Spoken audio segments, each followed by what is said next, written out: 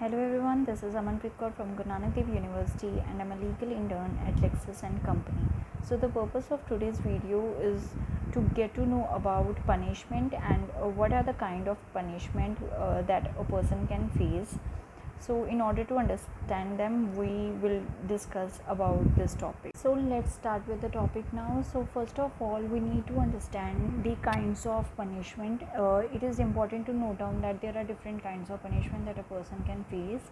In order to understand them, first we need to understand the theories of the punishment. So basically there are four theories of punishment, which are, we can say, the deterrent theory, the retributive theory, the preventive theory, and the reformative theory. So first of all, let's talk about deterrent theory. So the deterrent theory assumes that the punishment is given only for the sake of it. Thus it suggests that evil should be returned for evil without taking into consideration any consequences. There are two theories in which this theory can be divided. Further, there are the specific theory and the general deterrence. So basically, in specific deterrence, punishment is designed such that it can educate the criminals, so they are afraid to commit in the same crime in future also. Thus this can reform the criminals that are subjected to this theory. Also, it is maintained that the punishment reforms the criminals. This is done by creating a fear that the punishment will be repeated, while in the general deterrence, it is designed to avoid future crime. So this is done by making an example of each defendant. Thus it frightens the citizens to not do what the defendant did. The other comes the retributive theory. Retribution is the most ancient justification for punishment.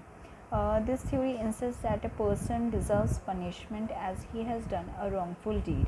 Also, this theory signifies that no person shall be arrested unless that person has broken the law. So the conditions where a person is considered as an offender are basically the penalty given will be equivalent to the grievance caused by the person, or performing a crime of certain culpability, that similar persons have been imposed for similar offenses, or we can say that the action performed was by him and he was only responsible for it. Also, he had full knowledge of the penalty system and possible consequences. The other comes the preventive theory. This theory has used a restraint that an offender, if repeats a criminal act, is culpable for death, exile, or imprisonment. The theory gets its importance from the notion that society must be protected from criminals. Thus, the punishment here is for solidarity and defense. The modern criminologists saw the preventive theory from a different point of view. They first realized that the social and economic forces should be removed from the society. Also, one must pay attention to individuals who show antisocial behavior. This is because of psychological and biological handicaps. So we can say that the preventive theory has very much criticism in this regard. The other one is about reformative theory.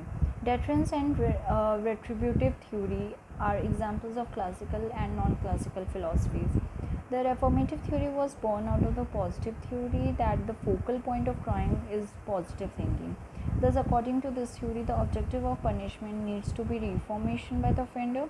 So this is not a punishment virtually, but rather a rehabilitative process. Thus, this process helps in making a criminal a good citizen as much as possible. Further, it makes a citizen a meaningful citizen and an upright straight man. So it is just to reform the society and to reform the criminals also. So that was all about theories of punishment. I hope you like this video. If you like this video, put a thumbs up on this video and also check out the previous videos too. And don't forget to like and subscribe the channel LexClick. And this does not solicit any promotion or advertisement as per the guidelines of the Bar Council of India. It is for education purpose only. Thank you.